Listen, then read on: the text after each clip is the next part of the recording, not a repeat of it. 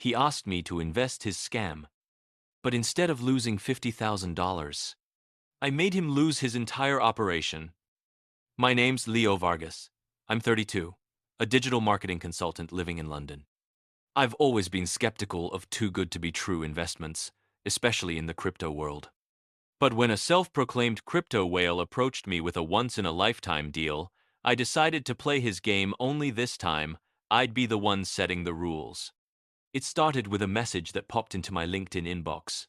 "Hey Leo, I saw your profile. You seem like someone who understands early crypto positioning. I'm assembling private investors for a blockchain infrastructure project. Interested?" I almost deleted it, but something in his tone felt practiced, polished, like someone who'd done this 1,000 times. I could tell instantly he was a scammer. So I decided not just to ignore him. I decided to trap him. His name was Marcus Layton, supposedly the founder of a blockchain startup called Orion Exchange Limited. His profile had everything: photos in business class, a CEO title, mutual crypto influencer connections. We jumped on a call. His voice was calm, confident, maybe too confident. "Leo, we're backed by institutional investors in Singapore," he said smoothly. "All I need are a few private seed contributors to meet the liquidity threshold. You double your stake in 60 days. I asked for documentation. Within an hour, he sent over a 14-page investor brief. Logos, balance sheets, fake KYC forms. It looked legitimate, until I reverse searched the team photos. Every single one was pulled from Google Images. I started saving everything, every file, every chat, every screenshot. Then he said it. "The minimum entry is $50,000. We just need proof of funds to secure your place." He didn't know that the funds I'd be using weren't real, they were trace baits. I told him, "Marcus, I'm in." But in my head, I whispered, "You're done." Before transferring a penny, I dug deeper. The company address on his PDF was an abandoned co-working space in East London. His regulatory license number belonged to a plumbing company in Manchester. That's when I realized Marcus wasn't acting alone. He was part of a larger ring. I decided to bait him further. I created a dummy crypto wallet using a testnet account and filled it with fake transactions that looked real. Screenshots showed a balance of $53,000 worth of ETH. I told Marcus I'd wire funds once I verified the exchange wallet. He sent me a company wallet and address supposedly registered to Orion Exchange Holdings. But when I checked the Blockchain Explorer, I saw it was linked to multiple scam reports and had received over $600,000 in the past 2 months. This wasn't a one-off scam, this was a machine. I wasn't going to stop him from stealing my money. I was going to stop him from stealing anyone's ever again.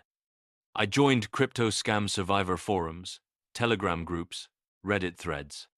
Within hours, I found 3 other people who had been contacted by Marcus or his colleagues. Asterisk, a small business owner in Toronto. Asterisk, a college student from Berlin.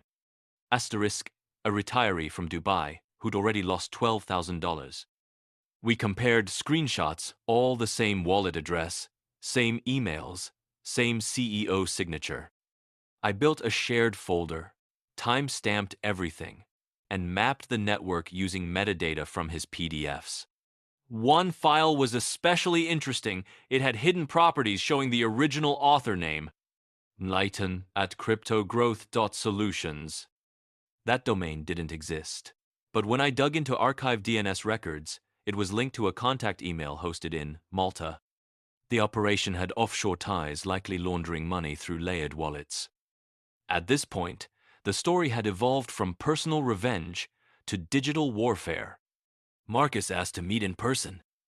He said he'd introduce me to his UK partners.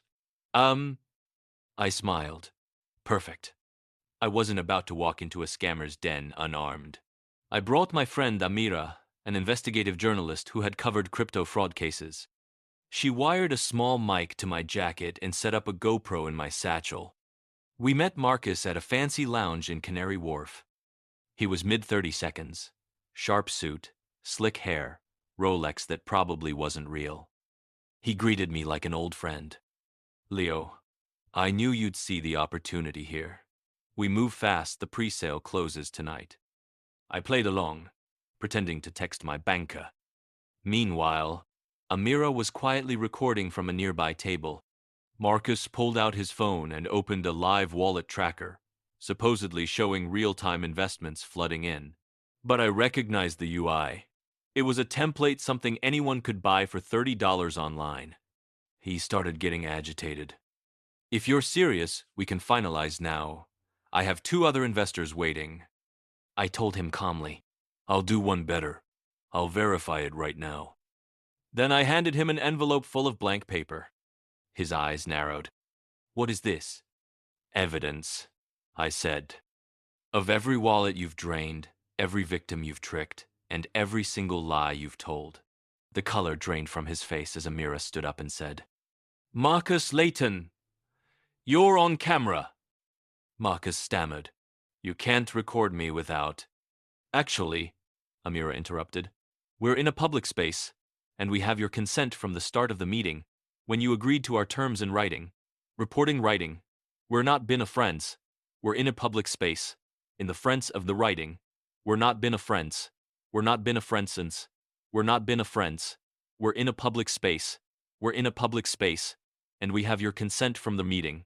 We're not been a friends. We walked out, leaving him pale and shaking. Within hours, Amira uploaded our report to her media outlet with all documents redacted but verified. The story exploded. Crypto forums, Twitter, Reddit, everyone shared it. People recognized the same man under different aliases.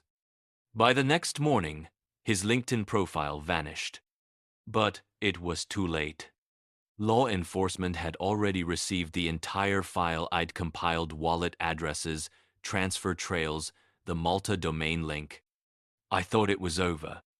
Until I got a message from an unknown number. You shouldn't have done that, Leo. I traced the number. It came from a burner registered under his real name, Marcus Layton. So much for being smart. I posted the message redacted publicly, tagging crypto watchdogs and major news outlets. That was the end for him. Within a week, a coordinated task force, including the UK Financial Conduct Authority and Europol, raided the Shell office in Malta. They seized multiple devices and accounts tied to over $1.4 million in fraud. Marcus was arrested trying to board a flight to Istanbul. He pled guilty 6 months later to wire fraud and money laundering. The victims got partial restitution through frozen funds, and I received a thank you letter from the authorities for assisting with digital evidence recovery. But the best part? A year later, I walked into the same Canary Wharf lounge where it all went down. The waiter recognized me. You're the crypto guy, right? The one who caught that scammer? I smiled. Yeah, guess I invested in the right thing after all. The truth. He wanted 50 grand of my money, but I took down 50 of his lies. In the world of crypto, trust is everything, and I made sure he lost all of his. Thank you for being here. If you enjoyed this, go watch the one of the left, and don't forget to hit like and subscribe to the channel for more tales of triumph over injustice and a saga of ultimate revenge.